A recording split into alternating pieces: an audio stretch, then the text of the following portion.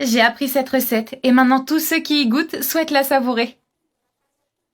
Alors les amis, ajoutez 300 ml de lait dans un bol.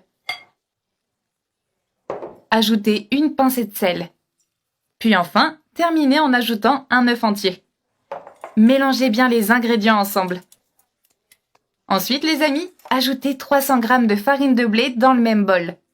Idéalement, tamisez-la pour obtenir une pâte très fine et savoureuse. Ajoutez ensuite une cuillère à café de levure chimique.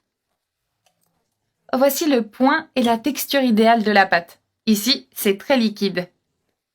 Maintenant, couvrez votre bol avec du film plastique. Laissez reposer la pâte pendant environ 20 minutes. Pendant ce temps, préparons un délicieux sirop sucré.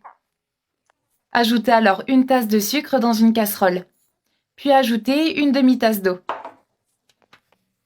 Ensuite, allumez le feu à basse température. Dissolvez doucement le sucre dans l'eau. Ensuite, ajoutez un demi-citron. Laissez cuire pendant 4 à 5 minutes, dès que le sirop commence à bouillir. D'accord les amis? Notre sirop sucré a déjà cuit et est prêt. Éteignez alors le feu et mettez de côté jusqu'à ce qu'il refroidisse, d'accord? Pendant ce temps, il est temps d'allumer le feu et de commencer à frire. Retirez alors le film plastique.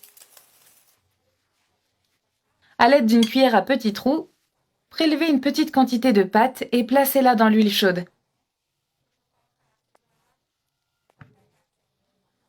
Comme ceci les amis.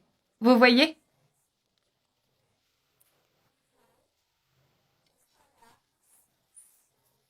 Étalez délicatement et en quelques secondes, vous verrez de belles bulles se former dans l'huile chaude. Réglez le feu de la poêle à feu moyen. Les amis, ne mettez pas trop de pâte pour ne pas gêner la friture, d'accord? C'est ma partie préférée de la recette. Cela est super joli et très amusant. Remuez pour faire bien frire les boules. Après la friture, retirez les boules de pâte. Je vais les mettre dans un bol avec un peu de papier absorbant. On les place dans un bol pour éliminer l'excès d'huile. Voici le résultat après la friture de la pâte. Qu'en pensez-vous?